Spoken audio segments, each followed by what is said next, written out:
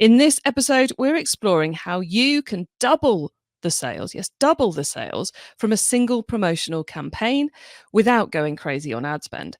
My guest explains it far, far better than I can, so I'm going to let her explain the how. Suffice to say, this is really for you. If you're looking to improve profits, make your team more efficient, and build stronger relationships that aren't just about discounts with your customers. So basically, all those things you really should be doing right now, all achieved with what you're going to learn in one podcast episode. How cool is that? Please do make sure you listen to the end of the episode so you don't miss out on my guest's top tips, frequently described as the best bit of the show, and an amazing offer she's making to help you all do all of this. And now to introduce our very, very special guest. Lucy Bloomfield is back on the show, the queen of massive sales growth. It is so much of an error, that entirely my fault, that we haven't had her here for a whole episode since 2021.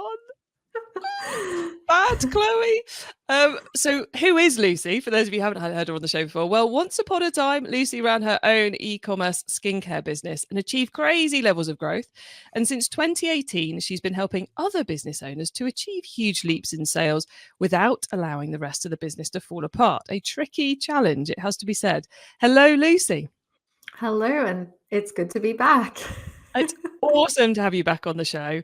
Always great to catch up with you. How have things been since 2021? Actually, very peaceful. I actually don't think it was your fault that I haven't been here. I took a little hiatus almost and have just been living life off computers and doing all that stuff. So it's good to be back and talking about e-commerce again. And I couldn't think of anyone better to do it with.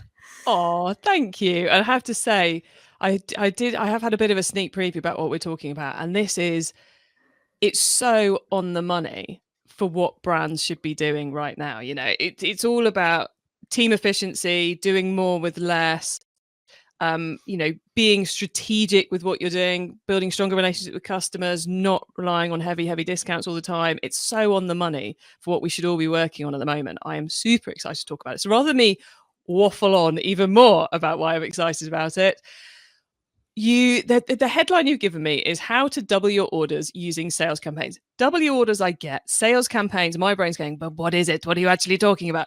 So Lucy, what is this sales campaign method you're going to be telling us about? Yeah, cool. I'm so excited about this. So it's not something that's generally talked about in business marketing, especially getting from $0 to $250,000 and even $250,000 to 500. There's lots of very specialized information and content and experts and specialists on, scaling a Facebook ad account or Google Ads or email specifically, but not this.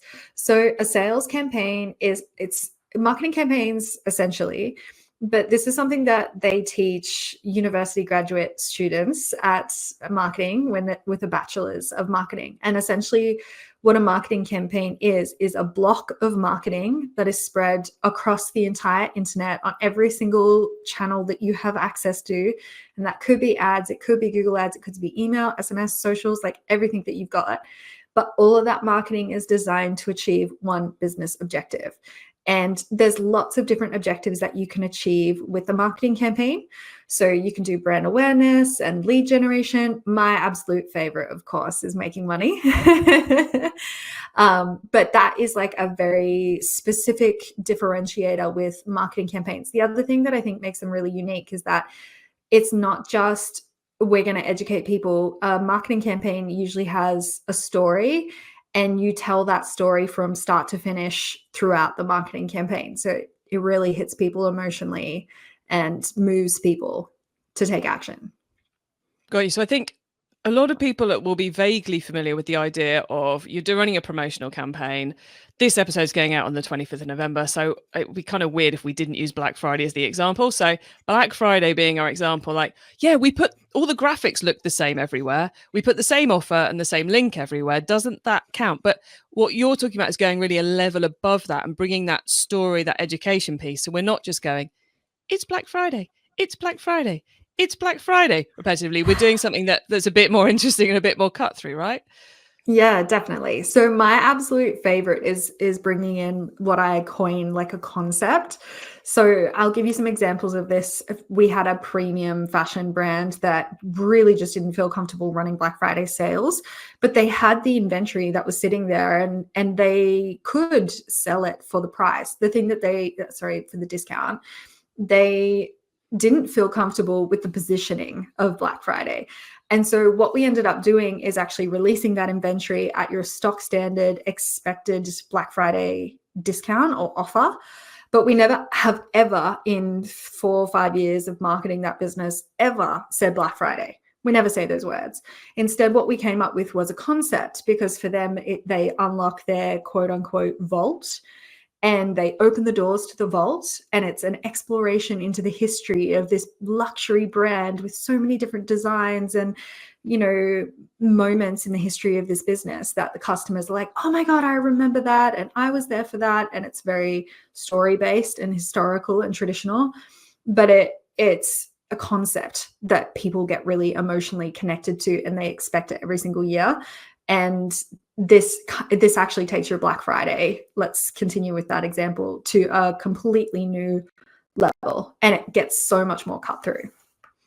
It's kind of like, and I know, I love the fact you just used the luxury example, because so many luxury brands are like, the consumers really want to buy at this time of year, but we don't discount. So how do we participate? And I think it's one of those things I respect many of our listeners have been racking their brains over the last couple of months is, well, it's a peak trade. We're a few weeks away from Christmas. Everybody wants to buy right now. The Black Friday juggernaut has trained customers to go, November payday, I'm not spending anything until November payday because there'll be discounts. And I personally have worked with brands back when I still did that, who had their best sales day ever on Black Friday, despite the fact they did no discounting at all. So there's a real opportunity to run a campaign at this time of year at depending on your brand, for January sales, for Valentine's, for Mother's Day, Easter, whatever your period might be, but without necessarily just thinking we have to slap a discount on it. No, definitely not. I generally say to clients that you've got 4 different kinds of offers that you can put in front of people. So there's obviously your classic discount where you're dropping the price of your products. There is another kind of discount that I do recommend, and I think every business should be doing, which is a reverse discount, which is a very friendly way of saying we put up our prices once a year and actually turning that window before that happens into the sales campaign because it's basically a discount. The other games that you can play with it is obviously releasing new stock and then cycling old stock. So if you have a range that's always available, adding in a rhythm where it appears and disappears is another way to create an offer. But I also have a massive retail group that does their most money on this November window. And they're not actually running a Black Friday offer. They're just controlling access to the Christmas category that they have available. So you have a lot of different options, even if you don't want to play Black Friday offer games. Yeah, there are. This is going to sound rude, and it is partly rude. I think it's so easy to be lazy and just go, oh, we'll just slap a discount on it. When actually, if we put the effort in, then we don't have to give away such margin. We make a better impact on the lifetime value of our customers, not just on that sales moment. We save the margin. We probably have more fun doing it because it's more interesting fundamentally as a marketer too.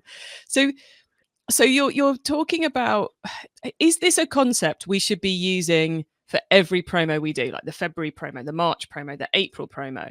Because to do this feels like both a bit more cognitive work to come up with a good idea and not be the rude laziness I was just talking about, but it also feels like maybe there's also a lot of work to make sure it actually all comes together as well. So should we slam customers with this 12 times a year?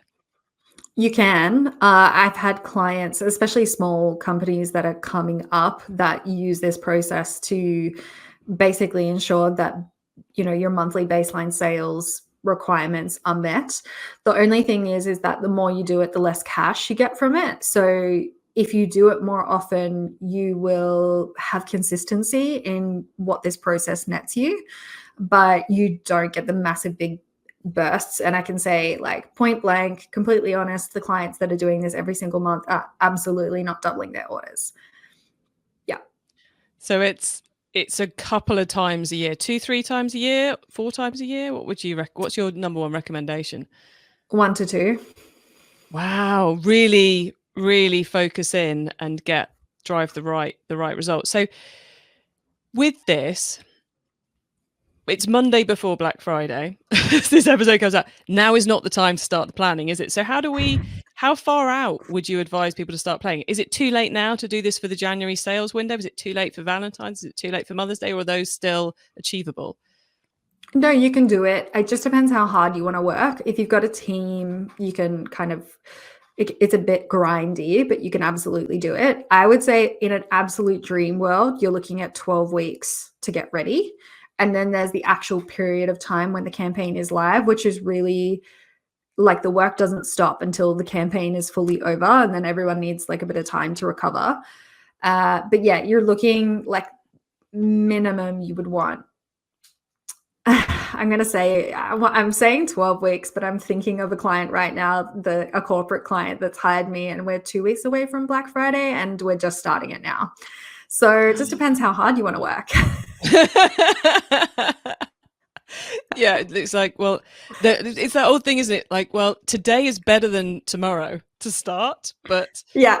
But if you want to set yourself up for success, then we want to actually get these things planned in and make sure we're making those right decisions. Because we're talking about a cleverer option than slap a discount on it, with story, with great content. And this is going to go out across every single channel. So I guess you've got to involve every single team in this process as well to get the graphics right, the messaging right, and all of that.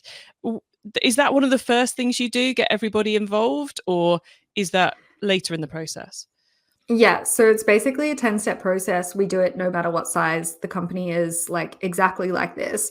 The first thing is the actual target. So generally speaking, most businesses, the first time they run this without doing any additional like brand awareness campaigns or lead generation campaigns, can get minimum a double the first time they run a sales campaign, if you get the timing and everything right. So the way that I classify a double is that you, if say for example your Black Friday Cyber Monday 23 offer, you can absolutely double that in 24.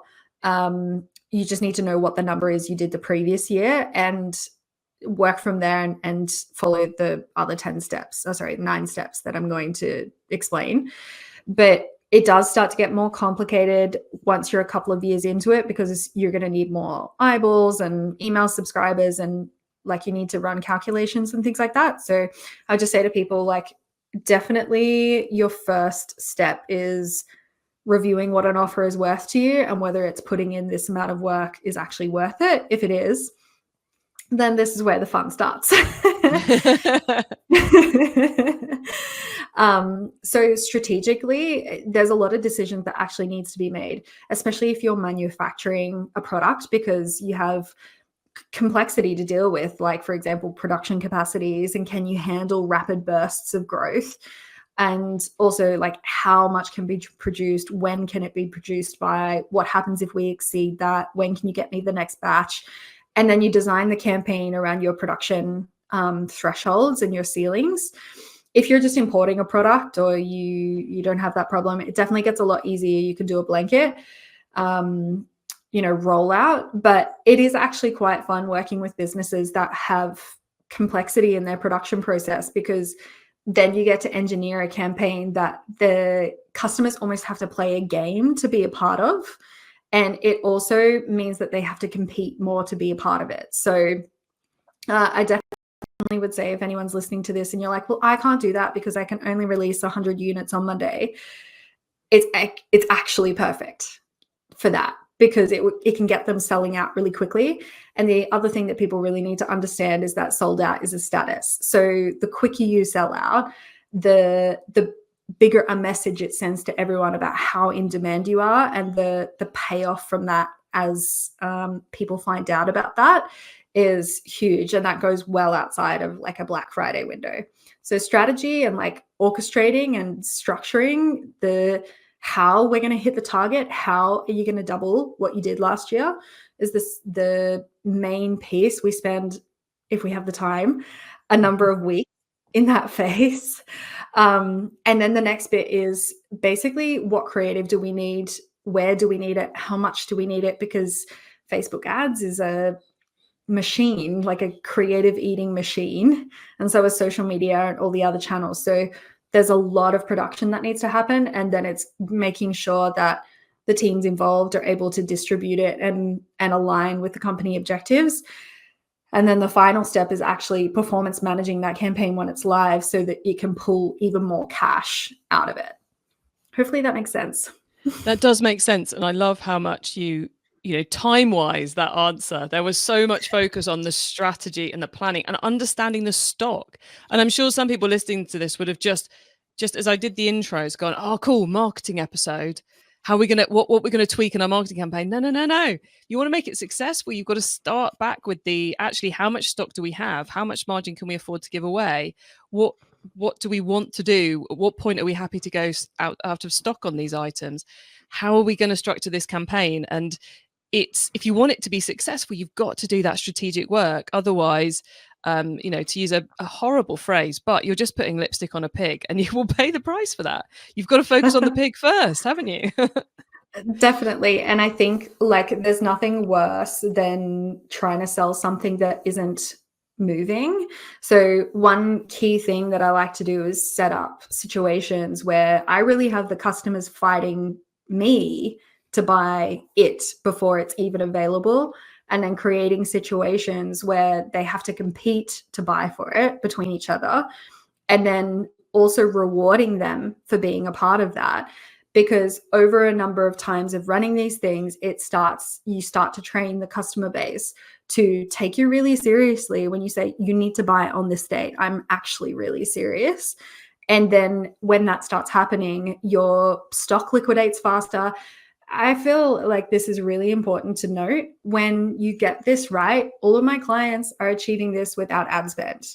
One of my $20 million retail group clients doubled their Christmas category and then tripled their Easter category, no ad spend. And it's just about training that customer base to take us seriously when we say, no, we can only produce this. And if you want it, 10 a.m. Monday, be there or miss out. So you mentioned earlier creating those all that creative to feed the Facebook algorithm. That's an optional part of this. That is not a core part of this. If you've done the work with your database, then actually you could run all of this via your owned channels, those organic channels, email, etc., and drive those sales without needing to be beholden to Meta. That's correct. Excellent. And it occurs to me we haven't talked about the length of the campaign, because you're talking about warming customers up and building the story. So this isn't a 2-day campaign. I'm guessing there's maybe a warm-up phase, telling people it's coming sometimes, and then there's a period, and then but this might all lead to just like one day in the example you were just giving, where the checkout is open. So it's not a constant sales. Tell us about how the timing structure would work before I waffle on and guess. So I think this is the thing that makes it so creative for me personally, because it can be really designed to the business specifically. And usually the way that we design the open close or the availability is really what's happening on the back end of the business. So for clients that have production ceilings and thresholds and things that they can't exceed, you do get to kind of like play with how you launch it. For example, one client did have a Monday production cycle, and we would just do launches every single Monday for like 6 to 8 weeks until the stock was cleared, the inventory and the target that they wanted to hit was sold. Other clients that have like a huge let's say stockpile of inventory, let's say it's like a fashion business that, you know, a couple of seasons ago stuff that they just want to liquidate, you can actually do things differently. The main thing that I would say to people is that you definitely need 2 things. You definitely need a hype phase that you tell them that it's going to happen and explain what's going to happen if they don't buy. And then you obviously have your launch phase as well. And the other thing that I would say to anyone that's listening is longer doesn't mean more money. longer will often mean that you make less money. So if you do your hype right, it should be sold out in a couple of hours. If you don't do your hype right and you've got to do it for weeks, that's not as fun. Well, it's not as fun, and it's also, you've been talking about all those different, almost kind of like neuromarketing, not almost neuromarketing things we're hitting: urgency, scarcity, training the customers into expecting these things. And if you don't go out of stock for 2 weeks after saying it was a big one-day sale, it erodes their belief in what you're saying for next time. So you've got to be careful that you're structuring this in the right way, so as it will work next time. Definitely. I would say that's something that we're very considerate of in the first campaign that we do with clients and or students, depending on what kind of company you are. It's better to play a game with the available inventory and to sell out faster initially than it is to be available. I call this controlling supply to manufacture demand. Diamond companies do this all the time. Diamonds are actually a dime a dozen. They are so plentiful, but diamond companies drive up the value of them by constraining our access to them. So it's the exact same thing. Very straightforward. We should all be doing it. So one thing we haven't talked about is then what happens next time you do this. You've alluded to optimizing and improving for the next time about how we're training the customers. Any tips for the second time we run this? Definitely. Let's continue with like the Black Friday example. So let's say you're listening to this, you're like, okay, I'm going to run my first storytelling campaign. Wow, this is a lot of work. I've produced all this amazing creative and marketing for all these different channels.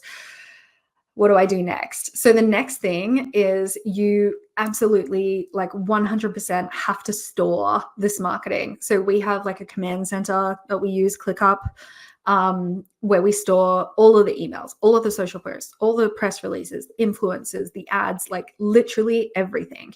Because then when it comes around next year, what you definitely don't want to do, and this is how we get able to get our clients and students doubles year on year, is you don't want to remake the marketing. So what happens when you remake the marketing is you actually lose pieces of marketing that were really, really effective, and you introduce variables into your system that mean that you have more risk at play and you potentially won't hit the same numbers. How we're able to kind of set like a baseline, it's almost like producing product. When you're making a product, you need a process, and that process is what you follow to produce this product. Same thing with marketing. When you launch a marketing campaign, you have a structure and a specific rollout. You have certain emails that were sent at certain times to certain people with certain pictures.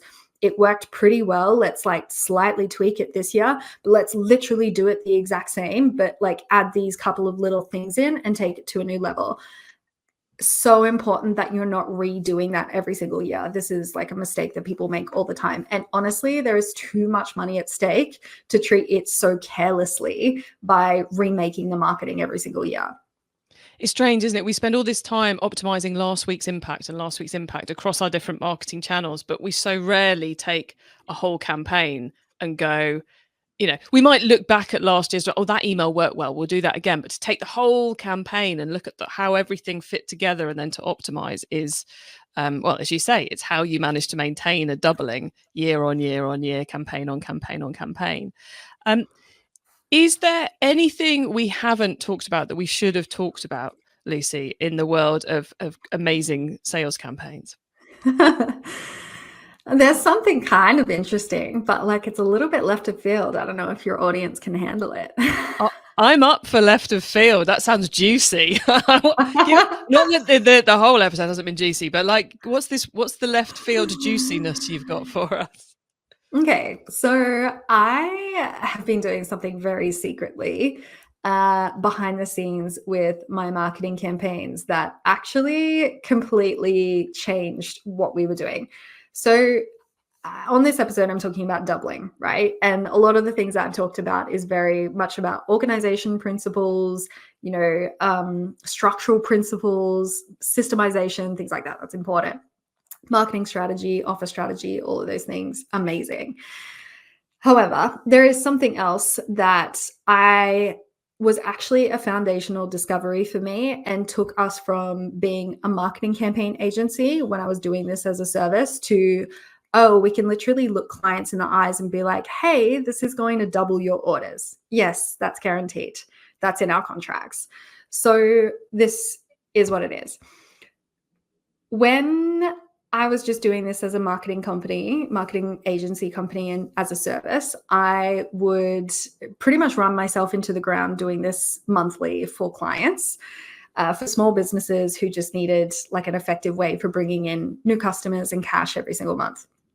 And I started researching about cycle syncing and, how I could alter my business so that I wasn't ground into a pulp at the end of every single month. And what I found was some really interesting information about how specific industries actually are very aware of cycle syncing, and they utilize it all the time to get more returns. And are we literally talking hormone cycles here? Women's hormone cycles? Yes. Yes. Wow. That's correct. Yes. So have you been bringing this into the marketing activity you've been doing? I have. So if you haven't spent much time reading into this stuff, it's definitely a bit of a rabbit hole, but essentially men's hormonal cycles are synced to the sun. Every 24 hours, your hormones reset and you're back to like fresh you every single morning. Women are not like that. We are actually synced to the moon, and we go through a 28-day cycle every single 28 days. So what's really interesting about this is that there are two major industries that study this, build their strategies and processes around the 28-day cycle. First one is farming, and the second one is investing, right? So I found these two books. One's like a classic farmer's almanac, and then the other one was an investing book that they hand around Wall Street to like new, what are they called? Like traders, I guess. Traders.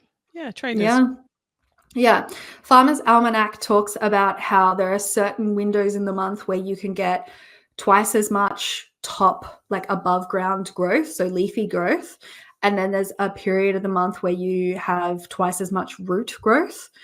And then the book that I found that they pass around Wall Street, it talks about how at certain times of the month, you definitely should not tell your clients to sell their shares because they will make less, but there's a certain window of the month that they will make twice as much. So just like get the clients to hold until then. So this was mind-blowing when I found it, right? But then what I did is I went through all of the clients' accounts that we had access to, and I was like, let me just see if this moon cycle thing actually stacks. And every single client was able to exceed their benchmark on a certain period of the month. So what we started doing was we started timing the campaigns and timing the money asking for when they were historically and like clearly in the data, the customers were spending more money, and the campaigns actually took off in a way that I had never seen before. And that is where our whole double methodology came from. Wow. So literally looking at the phases of the moon. So not taking any data from the customer, but going, how do our past sales peaks track with the phases of the moon? And if that's the phase when it's a good day to sell, that's the day we're going to put sales day for our campaign. Yeah. Wow, that's so cool. I'm so glad I asked you if there was anything else. That is like, I mean, to be fair, like it's been known by humans for hundreds of years, but we're just bad at paying attention to it. So I love that. Thank you, Lucy. You're welcome. Okay, I love this section because it gives me and our listeners some really quick ideas for taking our business to the next level. So Lucy, are you ready for the top tips? Definitely. Okay, the book top tip. If everyone listening to this podcast agreed to take Friday off and read a book to make their business better, which book would you recommend? Oh, that would definitely be my book. Let's self-plug, please. So I have a book called Double Your Orders, How to Use Sales Campaigns to 2x Your E-commerce Store Orders. And if you haven't read it, you absolutely should.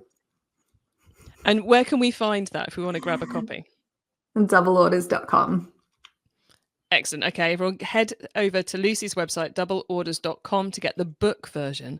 I guess of what we've been talking about, isn't it? It's kind of the how-to guide. Exactly.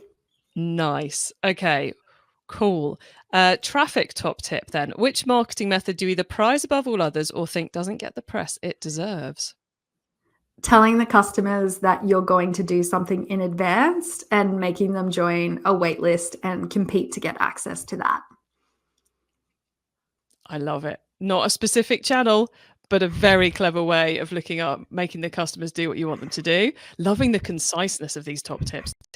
It's very cool. They certainly fit the brief of quick ideas. Tool top tip, maybe a collaboration tool, a social media plugin, a phone app, or just a way of working. Is there a cool little tool you use that makes you and your team more efficient from day to day? Yeah, so I have the ClickUp Command Center, where basically it's the back end of my marketing campaign agency. And that, like, ClickUp, and it was just life changing for me implementing such a, like, a robust task management system. Like, highly recommend. Excellent. It doesn't surprise me you're talking about task management, given the campaign. Impossible without a task management system. Then the carbon top tip. What's your favorite way to reduce the carbon footprint of an e-commerce store? Oh, it would be 100% swapping your packaging for Hero Packaging, run by Anita Sakar from Sell Anything Online. So what's hero packaging? I've not come across it. So it's like compostable packaging that she developed, and it's I think an Australian company originally, but they're now global. And yeah, it all just kind of like melts away in the rain. Nice. Very cool. Good one for Mm. the customers as well. Nice and easy to deal with on the far end of everything. Mm. Um, Lucy, thank you for your top tips. Before we say goodbye, we have a duty to the listeners, which is to let them know if they want your help with this amazing campaign. If they want to know more, you've told them how to get the book. If they want more than that, and there's a deal, isn't there? How can they get in contact with you? How can they get this? What have you got on offer?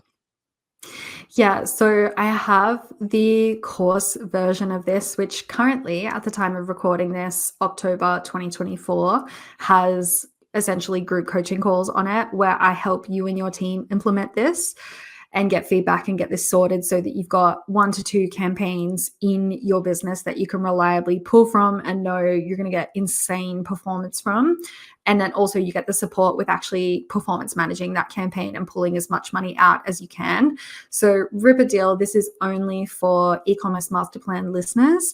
If you purchase before the end of November at doubleorders.com, you can get 50% off if you use the code masterplan. Unfortunately, if you miss this window, you're listening to this later, I can't extend that offer, but what I can do is keep a 25% off deal for you, and same code masterplan, and that will be there for you. That's so cool. Thank you so much, Lucy. So everybody, if you want to get the course that will tell you how to do everything that Lucy's run through with us today, and group coaching calls for support to run those campaigns, I mean, how cool is that? Then you can get that at doubleorders.com. If you use the code masterplan before the 30th of November, you will get it for 50% off. That's half price. And after that, you'll get 25% off. So there's a good reason to take action now. I know you're all super busy because it's Black Friday, but this is a no-brainer to take 10 minutes to go to doubleorders.com and use that code masterplan to get that amazing deal. And details of that are around wherever you're listening to this. You will find all those things and the links and all that good stuff. Lucy, that is such a cool offer. Thank you so much. And awesome to get to catch up with you. And thank you so much for sharing so much on the podcast today. It's been a real pleasure. Thanks for having me back. Let's not leave it as long next time. No, definitely not.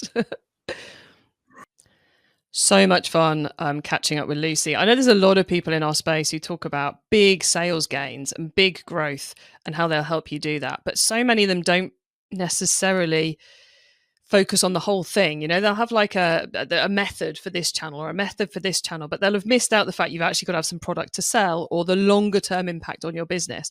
And every time I've caught up with Lucy, I've always been astounded by her clarity, the depth of thinking she does to work out all of this, and how it's an all-encompassing long-term benefits for your business strategy.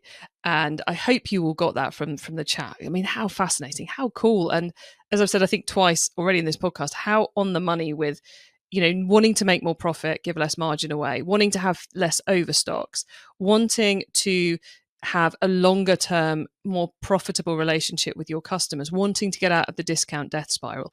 All those things come together in this campaign strategy. So I do highly recommend going to doubleorders.com to check out, either to buy the book if you want the really low cost option. Go buy the book, DIY it yourself.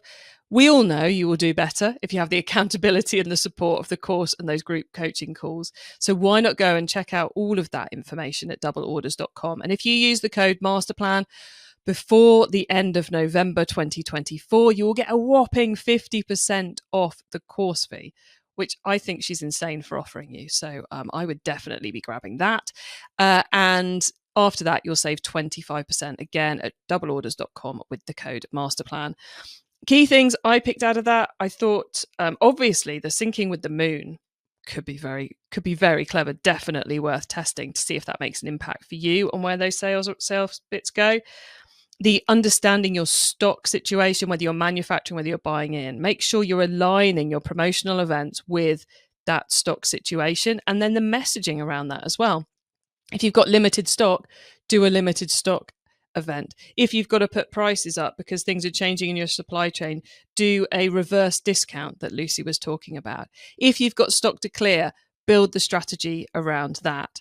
And that remembering to optimize. So I was looking down at my notes and there's so much I've got written down, like trying to pick out the bit I wanted. The other bit would be the optimizing the campaigns, using the same process of optimization that you use on your ads and the nitty gritty of your marketing for those bigger pieces. What went wrong last time? What can we improve? Let's take the same marketing, update it, and then add to that so we can take that step forward rather than reinventing the wheel every time. I thoroughly enjoyed catching up with Lucy. I'm sure you all will have done too. So thank you so much for tuning in. You can get your hands on our notes from this episode, including the top tips and links to what we mentioned, by heading over to ecommercemasterplan.com. You can also use our direct episode short links. Just put ecmp.info/the number of this episode into the URL bar and you'll go straight to the right page of the website. When you get to the website, you can add yourself to our email list so you don't miss out on any of the other things I share to help you improve your business. And if you liked this episode and you want to hear a bit more of Lucy, then why not check out episode 253, back a few years, when Lucy joined me to talk through how she grew her own e-commerce store. So we're going kind of back. It's almost like her evolution story where she was being a brand herself and how she went about growing her own e-commerce store. So that's episode 253 of the e-commerce master plan podcast with Lucy Bloomfield. Thank you so much for tuning into this and every episode that you do of the e-commerce master plan podcast. I bring you a new interview every week because I want to inspire and help e-commerce business owners like you to succeed and thrive with your businesses, including progressing along the path to net zero. So if you know someone this show can help, please tell them to listen to the e-commerce master plan podcast. Hope you have a brilliant week. Good luck with your Black Friday sale in whatever format you are or are not doing it. And don't forget to keep optimizing.